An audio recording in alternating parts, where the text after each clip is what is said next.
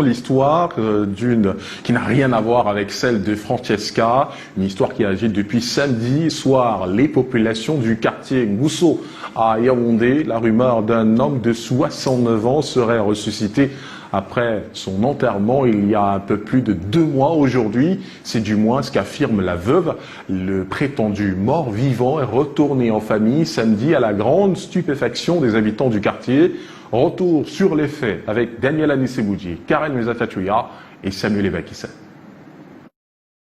Dans la nuit noire, nous voici sur le terrain d'une scène insolite.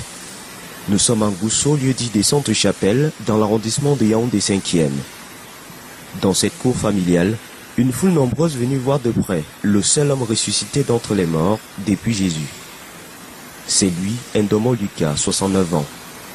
D'après les membres de sa famille, il serait décédé depuis le 16 avril à l'hôpital Jamo de Yaoundé. Le 16 avril, il est mort entre nos mains dans les environs de 4 h du matin, 3 h, 4 h du matin. Le médecin a confirmé le décès. Pour sortir encore de l'hôpital, le médecin doit sortir les papiers. Les papiers, les voici.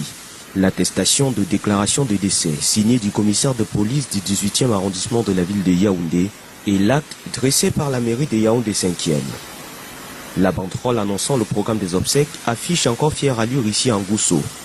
La levée de corps aurait eu lieu le 26 mai à l'hôpital général de Yaoundé et l'inhumation dans cette tombe le lendemain, après une veillée très animée. On a fait les sani, on a dansé, fatigué. Le cercueil était ouvert, on a dansé les sani. Alors que la famille se préparait encore pour les funérailles, Lucas serait ressuscité par miracle ce 22 juillet, près de 2 mois après son enterrement. Selon ses proches, c'est aux environs de 17 h qu'il a débarqué en famille, sur ses 2 pieds. Moi, je me lave, j'entends seulement la femme de Ndomo, je dis que c'est quoi? Ndomo est là-bas, j'ai dit, quel Ndomo? Ndomo que j'ai enterré. Je t'ai dit qu'il a mis seulement la ici. Quand je suis venu, il me dit que ma tu sors d'où? Je dis que toi tu sors d'où? Il me dit que j'étais au centre Jamou. Il m'a connu, il me dit qu'achète-moi le pain avec le beurre. On a acheté 3 pains à 2 jours. Il a déjà fini de boire. Pour la veuve, c'est un miracle. Il n'y a pas eu confusion de corps. C'est moi-même qui ai acheté l'habillement et le cercueil. J'étais à la mort avant. On a enlevé le corps, on a amené ça à la maison. D'après les témoignages de la famille, le prétendu mort-vivant serait mentalement instable et interné au village de la mort du centre Jamo avant son décès.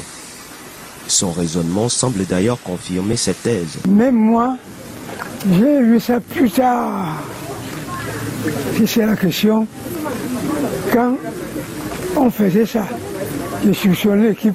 La pathologie est héréditaire dans cette famille, apprend-on. Nous sommes tous fous. Nous sommes tous fous. Nous n'avons pas les moyens de nous soigner. J'ai adressé une lettre de demande d'aide au Premier ministre. Pour l'heure, c'est l'étonnement qui règne au sein de la famille, mais bien plus un sentiment de joie. La veuve, ou plutôt l'ex-veuve, se dit prête à reprendre une vie normale avec le revenant présumé. Je l'ai embrassé. Avant qu'il me dise que tu sors, je l'ai embrassé. Il m'a aussi embrassé. Le sang qui coule dans lui, c'est le même sang qui coule dans moi. C'est le nez de ma famille, je suis le dernier. Donc, même s'il est revenant, même s'il est fantôme là où il est là, c'est ma personne.